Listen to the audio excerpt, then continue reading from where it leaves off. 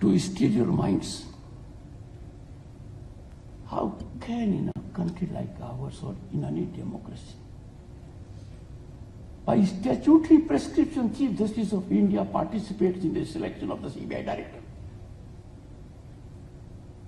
Can there be any legal rationale for it?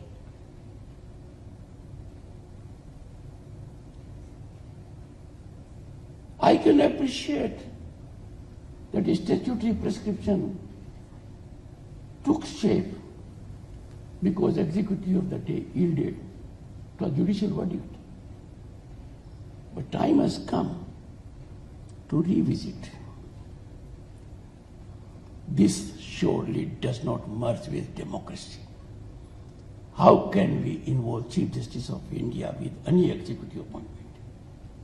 Coming to judiciary, being a member of the bar, I have association. I am therefore a foot soldier.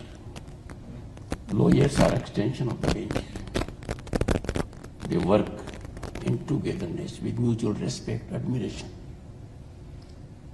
Judgments are as good as the assistance of the bench. It is one of the factors. Like legislature, the judicial architecture also faces critical structural changes.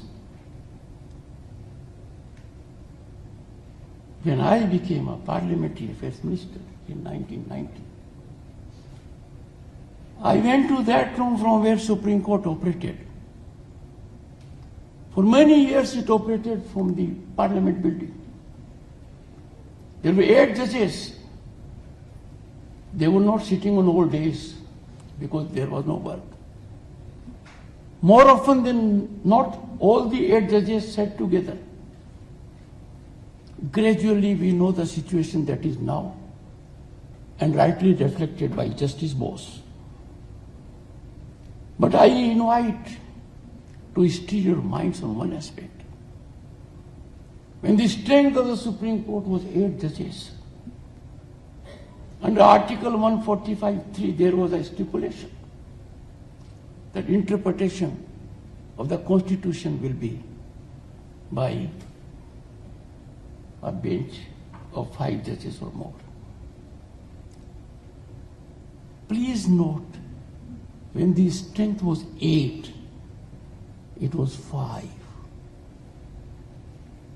And Constitution allows the highest court of the land to interpret the Constitution.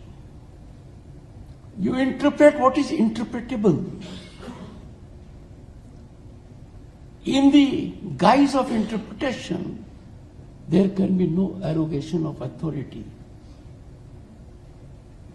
That being the situation, without reflecting more, for fear of being understood or misunderstood, understood in one pretext or misunderstood in another pretext, we need to urgently focus to ensure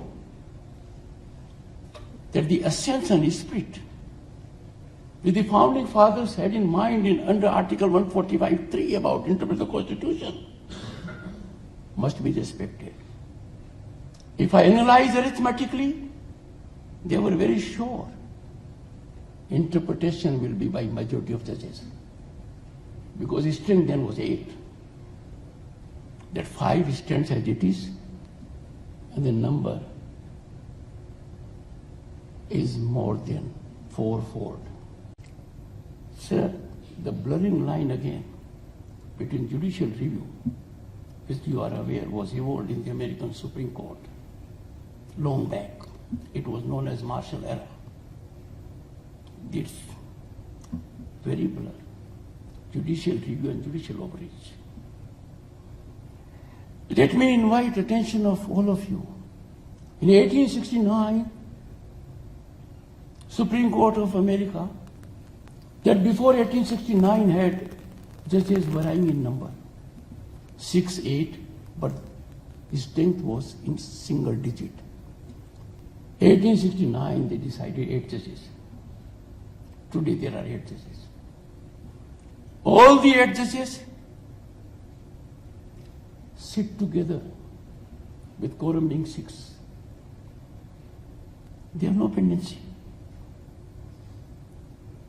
It is this place where you can examine that the jurisdiction of the American Supreme Court is nearly the same as our jurisdiction. Is there a matter in judicial domain which lies exclusively with the magistrate or a district judge or the High Court, not being dealt by the Supreme Court? The structure of the Constitution is very categorical.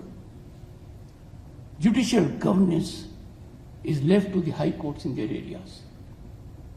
There's a constitutional prescription. All subordinate courts and tribunals in the jurisdictional area of the High Court are subject to the control of the High Court. But there is no similar control of the Supreme Court either of the High Courts or subordinate judiciary. When I analyze the disposals, sir, to play and fudge it with figures is very dangerous because we are monetizing ignorance of the people. If informed minds get into the habit of exploiting the ignorance of others, nothing can be more dangerous than this. I have examined the recent 2 volumes sent by the Supreme Court Registry. The disposal has to be 2 facets. 1, dismissal at the threshold of Article 136. That is largely the disposal.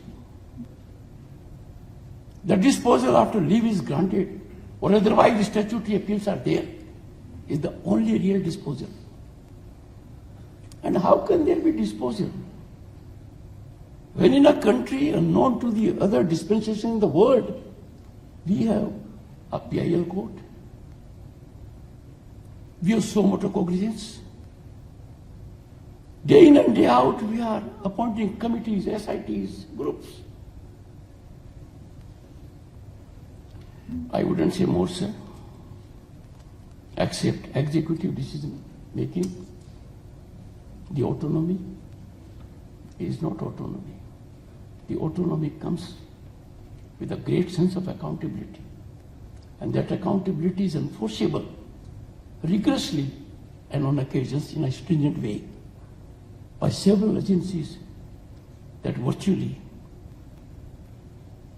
are at the neck of the bureaucrats or politicians deciding it.